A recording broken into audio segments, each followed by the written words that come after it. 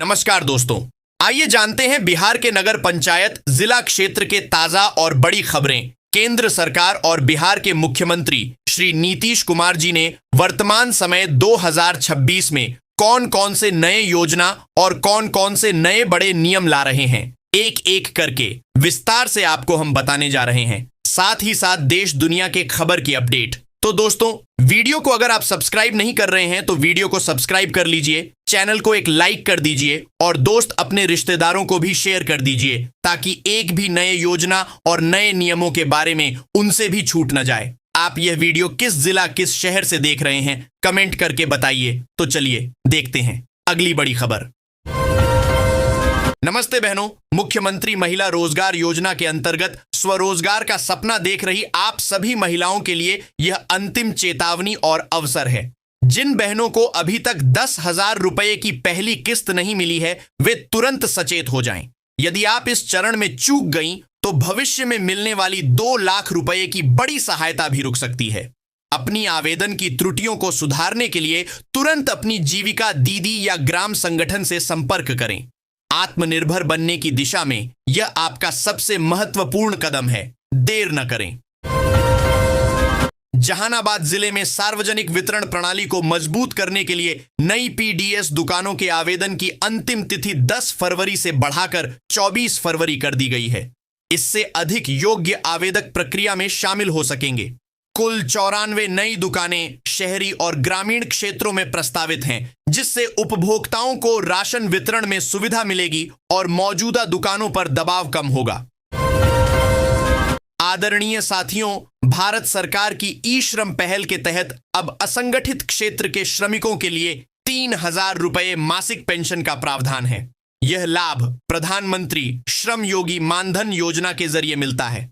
18 से 40 वर्ष की आयु का कोई भी श्रमिक जिसकी आय 15,000 से कम है इसमें आवेदन कर सकता है। 60 वर्ष की आयु के बाद आपको आजीवन 3,000 रुपए की निश्चित पेंशन मिलेगी। आवेदन के लिए अपने नजदीकी CSC केंद्र जाइए या सेल्फ रजिस्ट्रेशन पोर्टल का उपयोग करें। तेज प्रताप यादव द्वारा कुछ नेताओं को जयचंद कहने पर राजद MLC डॉक्टर सुनील कुमार सिंह ने कड़ी प्रतिक्रिया दी है। उन्होंने कहा कि वे तेज प्रताप के कार्यकर्ता नहीं हैं और उनकी बचकानी बातों को गंभीरता से नहीं लिया जाता।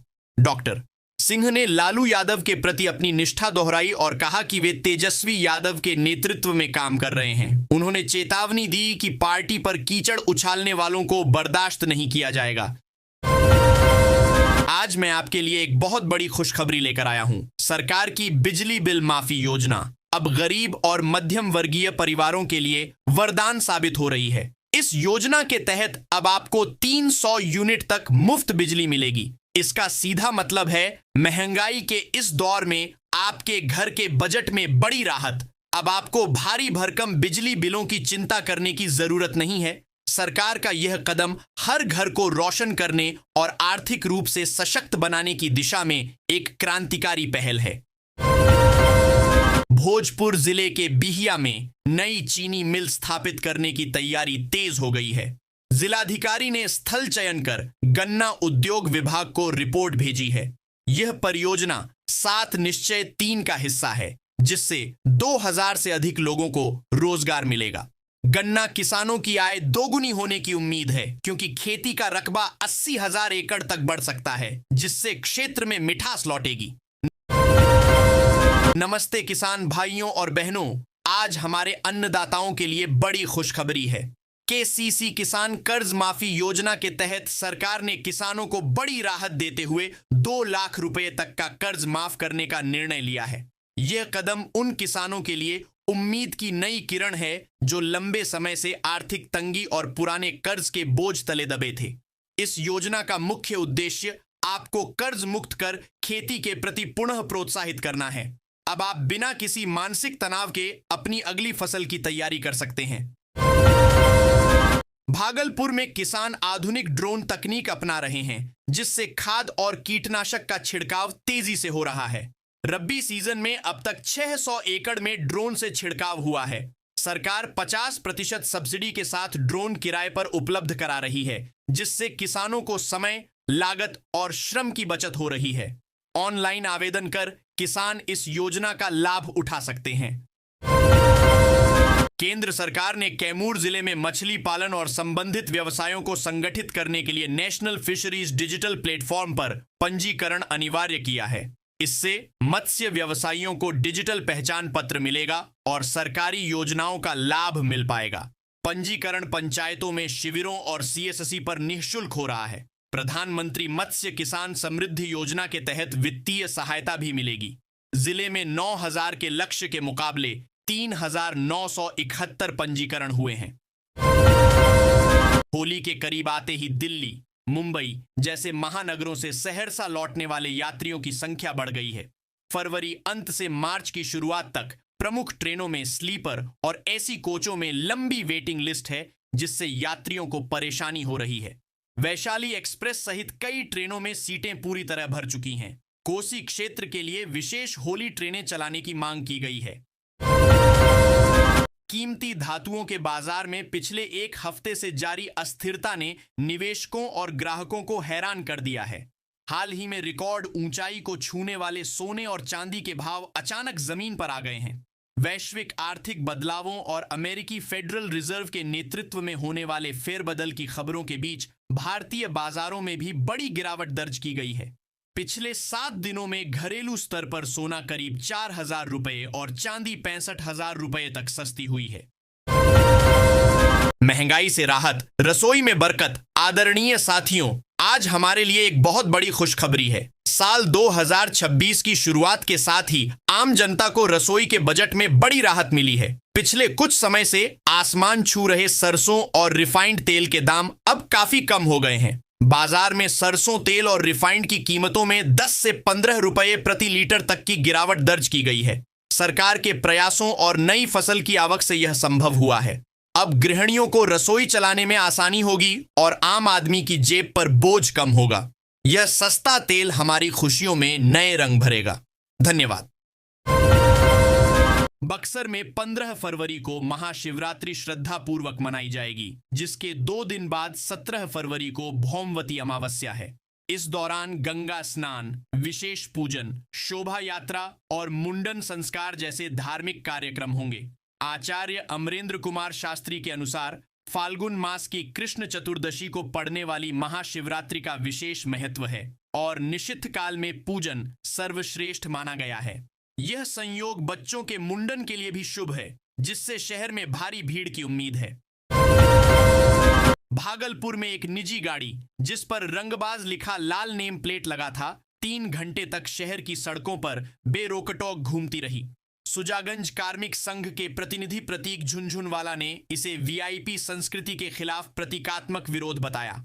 उनका उद्देश्य यह दिखाना था कि निजी वाहनों पर पदनाम या प्रभावशाली शब्द लिखकर नियमों का उल्लंघन करना कितना आसान है और प्रशासनिक व्यवस्था कितनी निष्क्रिय है। भागलपुर में जिला प्रशासन और पुलिस ने पासिंग गिरोह पर कड़ी कार्रवाई की है। एक गुप्त अभियान में 17 ओवरलोड ट्रक पकड़े गए, जिन पर खनिज विभाग ने 1.36 लाख रुपए का जुर्माना लगाया। एक ट्रक पर 9 लाख से अधिक का जुर्माना लगा। जुगाड़ गाड़ियों पर भी कार्रवाई हुई। जून 2024 में 150 ट्रक पकड़े गए थे। प्रशासन बालू और गिट्टी माफिया पर लगातार शिकंजा कस रहा है। विधायक रोहित पांडेय की पहल पर भागलपुर में स्वच्छ पेयजल सुनिश्चित करने के लिए सरकार सक्रिय है। विधानसभा में मुद्दा उठने के बाद फ्लोराइड और आर्सेनिक प्रभावित क्षेत्रों में रिमूवल प्लांट युक्त जलापूर्ति योजनाओं पर तेजी से काम हो रहा है। लोक स्वास्थ्य अभियंत्रण विभाग जून 2026 तक इन परियोजनाओं को पूरा करने का लक्ष्य लेकर चल रहा है, जिससे जिलेवासियों को शुद्ध और सुरक्षित पेयजल मिल सके। भाजपा के राष्ट्रीय अध्यक्ष बनने के बाद नितिन नवीन पहली बार पटना पहुंचे, जहां उनका भव्य स्वागत हुआ। एयरपोर्ट से बापू सभागार तक बाइक रैली निकली और कार्यकर्ता जोड़ी मोदी नीतीश के गीत पर झूमे। बापू सभागार में अभिनंदन समारोह आयोजित हुआ, जिसमें हजारों कार्यकर्ता और वरिष्ठ नेता शामिल हुए। नितिन नवीन संगठन को मजबूत करने और आगामी रणनीति पर चर्चा करेंगे। यह 2 दिवसीय द्वारा कार्यकर्ताओं में नया उत्साह भरेगा। बिहार विधान परिषद में राजद के विरोध प्रदर्शन के दौरान राबड़ी देवी और मुख्यमंत्री नीतीश कुमार के बीच तीखी नोकझोंक हुई। राबड़ी ने इस्तीफे की मांग की, जिस पर नीतीश ने पलटवार किया। इसके बाद रोहिणी आचार्य ने एक्स पर मुख्यमंत्री की भाषा और महिलाओं के प्रति उनके आचरण पर सवाल उठाए। उन्होंने आरोप लगाया कि नीतीश कुमार की संसदीय मर्यादा लांघने की आदत बन गई है, जिससे बिहार की राजनीति में गर्माहट आ गई है। बिहार में बीपीएससी शिक्षक भर्ती परीक्षा TRI 4 में महत्वपूर्ण बदलाव किया गया है। अब एक अभ्यर्थी को केवल एक ही रिजल्ट मिलेगा, जिससे एक उम्मीदवार कई पदों पर चयनित नहीं हो पाएगा। इस नई व्यवस्था से अधिक युवाओं को नौकरी का अवसर मिलेगा और शिक्षकों की कमी को प्रभावी ढंग से दूर किया जा सकेगा। लगभग 44,000 पदों पर भर्ती होगी, जिसमें महिलाओं को 35% आरक्षण मिलेगा।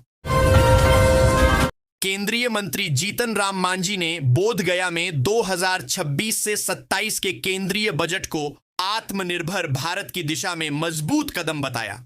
उन्होंने कहा कि बजट में 7.7% की वृद्धि हुई है और गया में 70 करोड़ की लागत से लघु एवं मध्यम उद्योगों के लिए अनुभव केंद्र बनेगा।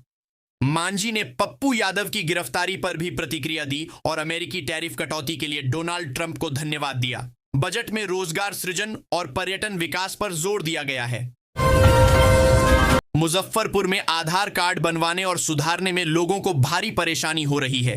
डाकघरों और बैंकों में पर्याप्त काम नहीं हो पा रहा। हेड पोस्ट ऑफिस में रोज 150 से 200 लोग आते हैं, पर सिर्फ 30 को टोकन मिलता है। एक सिस्टम बंद होने से समस्या बढ़ी है। लोग निजी केंद्रों पर मनमाना शुल्क देने को मजबूर हैं। पोस्टमास्टर जनरल ने जांच के आदेश दिए हैं। औरंगाबाद में 10 फरवरी से फाइलेरिया उन्मूलन के लिए सामूहिक दवा सेवन कार्यक्रम शुरू हो रहा है। Civil surgeon doctor Krishna Kumar की अध्यक्षता में कार्यशाला आयोजित हुई। इस अभियान में 20 लाख से अधिक लोगों को फाइलेरिया रोधी दवाएं खिलाई जाएंगी। 930 टीमें घर घर जाकर दवा का सेवन कराएंगी। यह दवा सुरक्षित है, लेकिन गर्भवती महिलाओं, गंभीर रोगियों और 2 वर्ष से कम उम्र के बच्चों को नहीं दी जाएगी। उप मुख्यमंत्री सम्राट चौधरी ने घोषणा की है कि बिहार सरकार गोपालगंज में मिशनरी वीजा पर आए विदेशी नागरिकों के स्थायी रूप से बसने की जांच कराएगी। भाजपा विधायक मिथिलेश तिवारी ने आरोप लगाया था कि 1995 से 2015 के बीच आए 173 विदेशी, जिनमें अधिकांश पाकिस्तानी थे, वापस नहीं गए और कुछ ने मतदाता सूची में नाम भी जुड़वा लिए हैं। सरकार इस पूरे प्रकरण की गहन जांच करेगी। मुजफ्फरपुर में सोमवार को मौसम में बड़ा बदलाव देखा गया। सुबह 8 बजे तक घना कोहरा छाया रहा, जिससे दृश्यता 15 मीटर से भी कम हो गई और वाहनों को हेडलाइट जलानी पड़ी। दिन में पछिया हवा चली और अधिकतम तापमान 24.2 डिग्री सेल्सियस रहा, जबकि न्यूनतम 7.5 डिग्री सेल्सियस दर्ज किया गया। मौसम विभाग ने आने वाले दिनों में सुबह शाम ठंड और दिन में धूप खिलने का अनुमान लगाया है। केंद्रीय शिक्षक पात्रता परीक्षा CTET में दरभंगा के बेहेड़ा पब्लिक स्कूल में एक फर्जी परीक्षार्थी सुमन राज पकड़ा गया।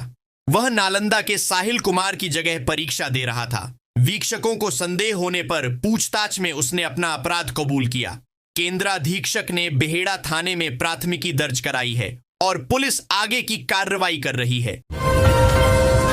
गोपालगंज के प्रसिद्ध थावे मंदिर में सुरक्षा व्यवस्था मजबूत की जा रही है। हाल ही में हुई चोरी की घटना के बाद पुलिस प्रशासन ने मंदिर परिसर में 4 वॉच टावर बनाने का निर्णय लिया है, जिनका निर्माण कार्य शुरू हो गया है। ये टावर 24 घंटे निगरानी रखेंगे, जिससे श्रद्धालुओं को सुरक्षित वातावरण मिलेगा और दर्शन व्यवस्था भी सुगम होगी। जमुई के सोनो प्रखंड का करमटिया गांव 41 वर्षों से सोने के भंडार के बावजूद विकास का इंतजार कर रहा है। 1982 से कई बार खनन के प्रयास हुए, लेकिन हर बार रुक गए। ग्रामीण रोजगार और पलायन रोकने की उम्मीद में हैं, पर अब तक कोई ठोस कदम नहीं उठा। केंद्रीय मंत्री की 2021 की घोषणा भी फाइलों में दब गई, जिससे गांव में निराशा है। राष्ट्रीय विधिक सेवा प्राधिकरण के निर्देश पर खगड़िया में 14 मार्च को राष्ट्रीय लोक अदालत का आयोजन होगा। यह सिविल कोर्ट खगड़िया और गोगरी में लगेगी। जिला विधिक सेवा प्राधिकार खगड़िया के सचिव चंदन कुमार ने बताया कि तैयारियों का जायजा प्रधान जिला एवं सत्र न्यायाधीश राजेश कुमार बच्चन ले रहे हैं। न्यायिक अधिकारियों को अधिक से अधिक सुलह योग्य मामलों को चिह्नित करने और पक्षकारों को नोटिस भेजने के निर्देश दिए गए हैं। जनता से सौहार्दपूर्ण समाधान की अपील की गई है। वस्त्र मंत्रालय की गुरु शिष्य योजना के तहत समस्तीपुर में ग्रामीण महिलाओं को नीटिंग क्राफ्ट का प्रशिक्षण मिल रहा है। इस कार्यक्रम में क्रोशिया और बुनाई के हुनर सिखाए जा रहे हैं, जिससे वे घर बैठे आय अर्जित कर सकें। पहले चरण में 30 महिलाओं को प्रशिक्षित किया जा रहा है, जो सजावटी सामान और खिलौने बनाना सीख रही हैं। जिला उद्योग विभाग उत्पादों की बिक्री में सहायता करेगा, जिससे महिलाएं आत्मनिर्भर बन सकें। राज्यपाल आरिफ मोहम्मद खान ने किशनगंज में तौहीद एजुकेशन ट्रस्ट के दीक्षांत समारोह में महिला शिक्षा पर विशेष जोर दिया। उन्होंने सीमांचल की अल्पसंख्यक महिलाओं से शिक्षा ग्रहण कर समाज को सशक्त बनाने की अपील की। राज्यपाल ने ट्रस्ट के कार्यों की सराहना की और बताया कि जल्द ही सीमांचल में एक और विश्वविद्यालय बनेगा, जिससे स्थानीय छात्रों को उच्च शिक्षा के लिए बाहर नहीं जाना पड़ेगा। 100 से अधिक छात्रों को प्रमाण पत्र दिए गए।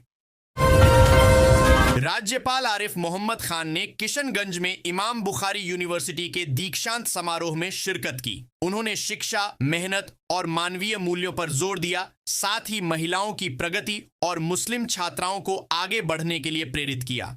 राज्यपाल ने प्रधानमंत्री मोदी के 2047 विकसित भारत के दृष्टिकोण की सराहना करते हुए युवाओं से भविष्य की चुनौतियों के लिए तैयार रहने का आह्वान किया। मंत्रियों ने भी शिक्षा और सड़क विकास पर बात की। बारसोई से होकर रायगंज किशनगंज तक हाई स्पीड कॉरिडोर के निर्माण की प्रक्रिया शुरू हो गई है।